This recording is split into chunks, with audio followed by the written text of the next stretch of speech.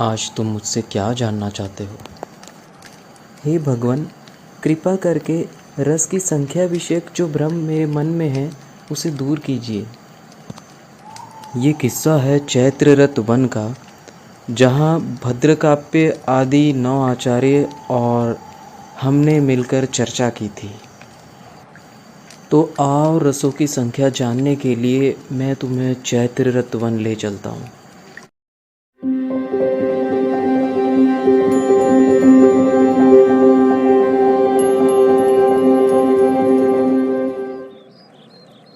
आइए, आचार्य भद्रकाव्य, आचार्य शाकुंतलेय, आचार्य मौद्गल्य पूर्णाक्ष, आचार्य कौशिक हिरण्याक्ष, आचार्य कुमारशिला भरद्वाज, आचार्य वायुर्विद, आचार्य निमि,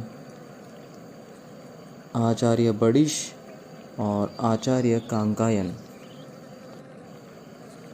हे आचार्य आत्रेय, हम सब की ओर से मैं भद्रकाव्य आपको प्रणाम करता हूँ।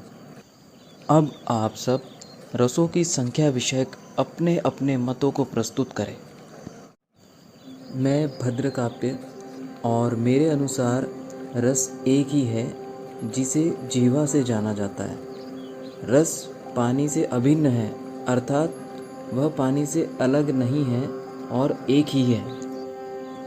मैं आचार्य शाकुंतलेय और मेरे अनुसार रस दो प्रकार के हैं, छेदनीय और उपशमनीय। छेदनीय वे है जो अपतर्पण कारक है और उपशमनीय वे है जो ब्रीहन कारक है। मैं मौद्गल्य पूर्णांश, मेरे अनुसार रस तीन प्रकार के होते हैं, छेदनीय, उपशमनीय एवं साधारण।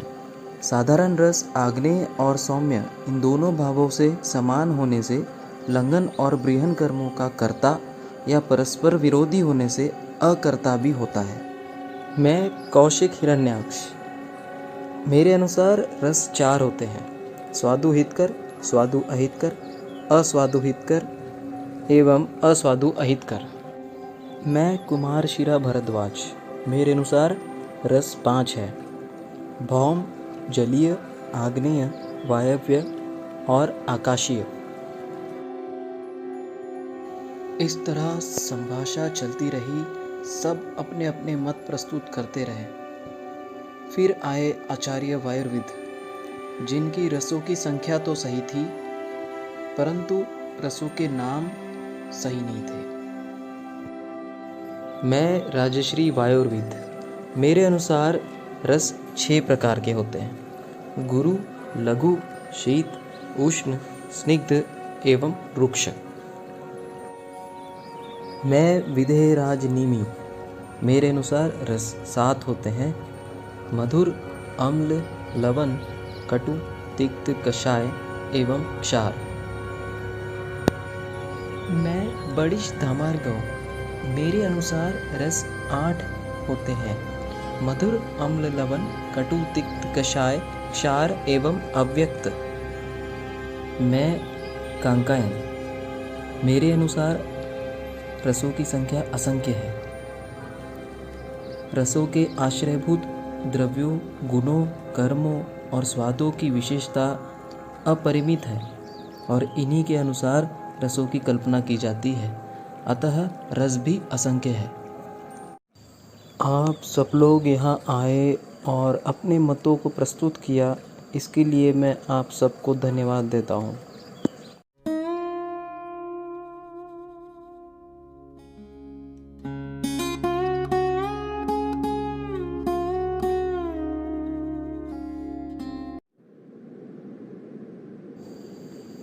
हे भगवान, इतने मतों को सुनकर मेरे भ्रम का निराकरण तो नहीं हुआ, अपितु भ्रम और बढ़ गया है। रस एक प्रकार का नहीं हो सकता है। जल और रस दोनों एक नहीं हो सकते, क्योंकि कारण से कार्य सदा भिन्न होता है।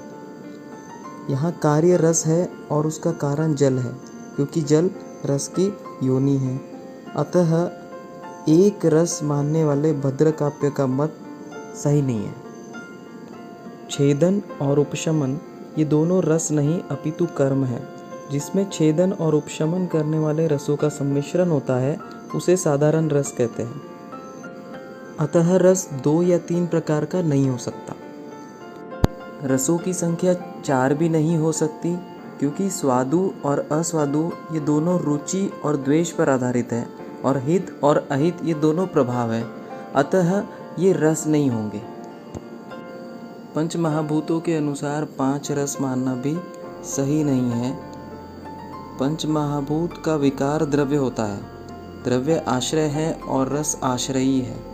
द्रव्य प्रकृति, विकृति, विचार, देश और काल के वशीभूत होकर अपना अपना कार्य करते हैं। अतः पंच महाभूत के अनुसार 5 रस मानना सही नहीं है। गुरु, लघु आदि भी रस नहीं है, किंतु रस के आश्रयभूत द्रव्यों के गुण हैं। अतः इनको रस मानना सही नहीं है।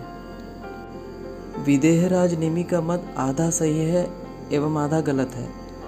मधुर, अम्ल, लवण, कटु, तिक्त, कषाय को रस मानना तो सही है, परंतु क्षार को रस मानना सही नहीं है। क्षार रस नहीं अपितु द्रव्य है, या अन्य शब्दों में कहे तो क्षार अनेक रसों से उत्पन्न द्रव्य है। क्षार में कटु एवं लवण रस की अधिक मात्रा होती है। रस की अव्यक्तता रस के प्रकृतिभूत जल में या अनुरस में या अनुरस युक्त द्रव्यों में होती है। अतः अव्यक्त को रस कहना उचित नहीं है। उसी तरह संसर्ग विकल्प के द्वारा रसों की संख्या अपरिसंख्य या असंख्य मानी जाए, यह भी उचित नहीं है। संयुक्त रसों का वर्णन शास्त्रों में अवश्य पाया जाता है, पर संयुक्त रसों के गुणों एवं कर्मों का वर्णन नहीं प्राप्त होता है।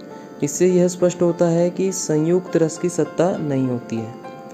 अतः रस को 6 ही माना जा सकता है, और वे है मधुर, अम्ल, लवण, कटु, तिक्त और कषाय। हे गुरुवर, आज आपने मेरे रस विषयक शंका का पूर्णतः निराकरण कर दिया है। अब मुझे पता चल गया है कि रस केवल 6 ही होते हैं: मधुर, अम्ल, लवण, कटु, तिक्त एवं कषाय।